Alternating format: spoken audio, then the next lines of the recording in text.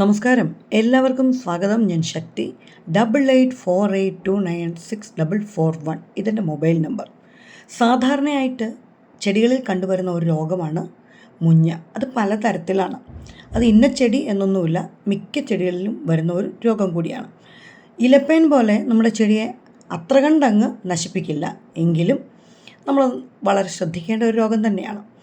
അമിതമായി കഴിഞ്ഞാൽ ടാറ്റാമിഡ, കോൺടാഫ്, അഗ്രോപ്ലസ്, അഡ്മയർ ഇതിലേതെങ്കിലും ഒരു മരുന്ന് സ്പ്രേ ചെയ്യേണ്ടത് അത്യാവശ്യമാണ് കേട്ടോ. തുടക്കത്തിലാണെങ്കിൽ നമുക്ക് ചില പൊടിക്കൈകൾ കൊണ്ട് ഇതിനെ നിയന്ത്രിക്കാൻ പറ്റും. നോക്കാം നമുക്കതെങ്ങനെയാണെന്ന്.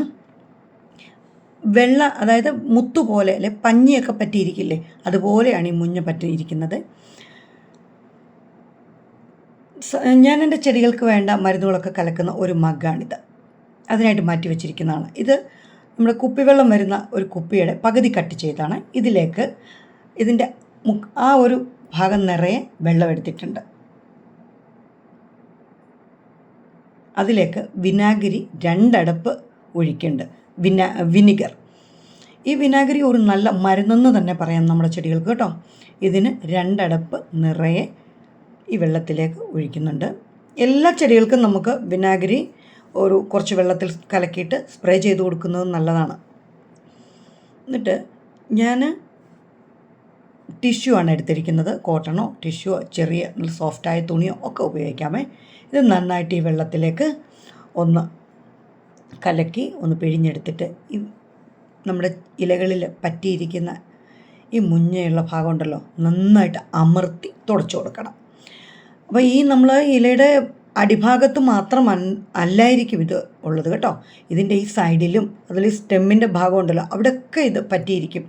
ഇങ്ങനെ വരുന്നത് നമ്മൾ ഈ വിനാഗിരി ഒഴിച്ചുള്ള ഈ ലായനിയിൽ നന്നായിട്ട് തുടച്ചു കൊടുത്താൽ പിന്നെ ഇത് വരികയില്ല. അതുപോലെ തന്നെ നമ്മുടെ ഇലകളൊക്കെ നന്നായിട്ട് ഫ്രഷ് ആവുകയും ചെയ്യും.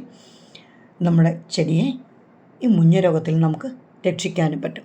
ഇത് കണ്ടോ, മുത്ത് പോലെയാണ് വെള്ളം അങ്ങോട്ട് വീണ് കഴിയുമ്പോഴത്തേക്ക് കണ്ടോ, പഞ്ഞിയൊക്കെ പറ്റിയിരിക്കും പോലെയാണിത്. നമ്മുടെ ഇലപ്പേൻ പോലെ അത്ര കണ്ട് അപകടകാരിയല്ല ഈ മുഞ്ഞ കേട്ടോ, പക്ഷേ ശ്രദ്ധിക്കണം. അപ്പോൾ ഈ വീഡിയോ ഏതെങ്കിലും തരത്തിൽ നിങ്ങൾക്ക് ഇഷ്ടപ്പെട്ടിട്ടുണ്ടെങ്കിൽ പതിവ് പല്ലവി ലൈക്ക് ചെയ്യാനും ഷെയർ ചെയ്യാനും സബ്സ്ക്രൈബ് ചെയ്യാനും കമൻറ്റ് ചെയ്യാനും ഒപ്പം ഹൈപ്പ് ചെയ്യാനും ദയവായിട്ട് ആരും മറന്നു പോകരുതേ. അപ്പോൾ ഇതുപോലെ നിങ്ങളും നിങ്ങളുടെ ചെടികൾക്ക് വിനാഗിരിയോ അല്ലെങ്കിൽ നീം ഓയിലോ ഒക്കെ അല്പം വെള്ളത്തിൽ കലർത്തി ഇടയ്ക്കിടയ്ക്കൊന്ന് തുടച്ചു കൊടുത്താൽ ഇങ്ങനെയുള്ള രോഗങ്ങൾ പിടിപെടാതെ തന്നെ നമുക്ക് ചെടിയെ സംരക്ഷിക്കാൻ പറ്റും. രോഗം വരുന്നതിന് മുമ്പ് ചികിത്സിക്കണം എന്ന് പറയില്ലേ, എന്നതുപോലെ കേട്ടോ. അപ്പോൾ എല്ലാവർക്കും ഹൃദയം നിറഞ്ഞ നന്ദി. Thank you. ബൈ.